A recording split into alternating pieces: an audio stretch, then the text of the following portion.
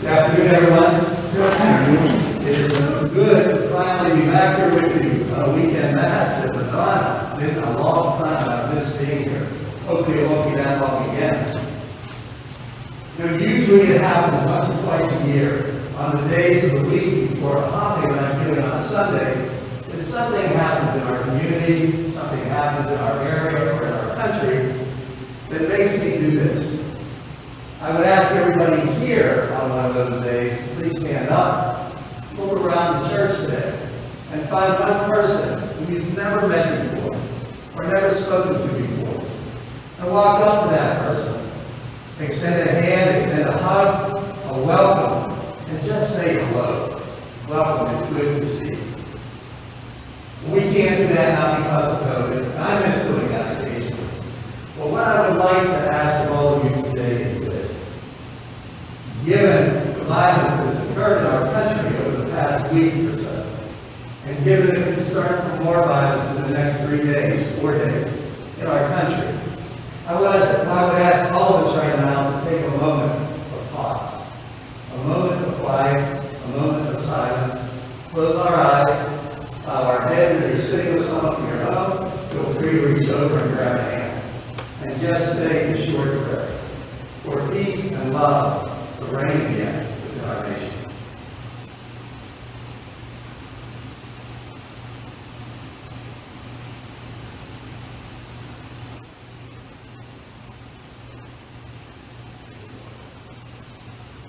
Okay. Here I am, Lord. I come to do your will. We just repeated that line, sang that line with our cantor 4 times. Here I am, Lord. I come to do your will. These are 10 simple words, but 10 very powerful words that should be the driving force of our lives every day. We live to do God's will, not to do our own will. And what we find many times is we don't exactly know, as individuals, as unique people, what God's will is for us. We need someone or some group to sort of nudge us in the right direction. Tell us what it is that God is looking for from us. We heard 2 stories of that in our first reading today from the book of Samuel and in our Gospel of John. We heard about this young man Samuel, who in his sleep was called by God. But Samuel thought it was his mentor, Eli, calling out to him. So he went to Eli, and Eli said, "Go back to sleep. It wasn't me." Several times that happened before even Eli realized it was the Lord calling young Samuel. So he told him, the next time you hear it, just say, "Here I am, Lord. Speak, Lord. I come to do your will." And Samuel did. The Lord spoke to him. And he told him he wanted him to be his prophet, one of his prophets, and to be one of the judges of God's law. And in our gospel reading, we see John walking along with 2 of his followers. And Jesus walks by. And he points out to them that this is the Messiah, this is Christ, walking with us. So they followed. And as we found out through the end of the gospel, Peter was one of them. And they became Jesus' apostles, his disciples, and his followers. Those were some unique callings that God had for them because of the gifts and talents that he had blessed them with. And we all have them. We just need to realize what they are.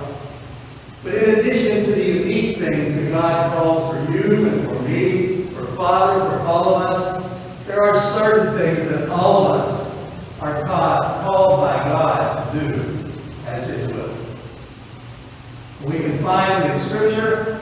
We can find them right here in our Mass in just a few moments. But in Scripture we hear Jesus tell us the 2 most important things to do God's will is to love God and to love one another. That comes before everything else that God asks of us. And everything else he asks of us is derived from those 2 things, centered around love. We could pick many Scripture passages. Love your neighbor as yourself. Do not return an insult with an insult. Feed the poor, feed the hungry, give drink to the thirsty, give clothing to the naked, and feed with the ill and imprisoned. These are all things that God calls each and every one of us to do as His will for us, as His sons and daughters, as brothers and sisters all over the world, to love one another, to be there for one another, to take care of one another, and to be a peaceful people with one another. All of us. Doesn't take unique skills and talents to be that sort of instrument of God's power. So my sisters and brothers, what I would ask us all to do over the coming days, maybe even the coming weeks, to do two things. To pray for peace. But not only pray for peace, but do what we will hear in just a few moments in our Mass, when we will hear Father talk about peace. When he'll say Jesus left His peace with His friends, His disciples, His followers. And then we are offered the opportunity to extend Christ's peace to one another.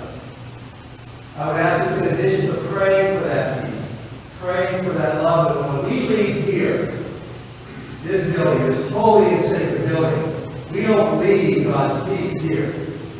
We don't leave God's peace and love here. We be His instrument out in the world. To our sisters and brothers who haven't heard that message or who have let it fall on deaf ears, that we will be that instrument of peace in our nation that so desperately needs love and peace right now. And to each and every person you meet over the next several days, the next several weeks, especially with the inauguration of a new president, which should be a joyful time in our country, is one of scared anticipation.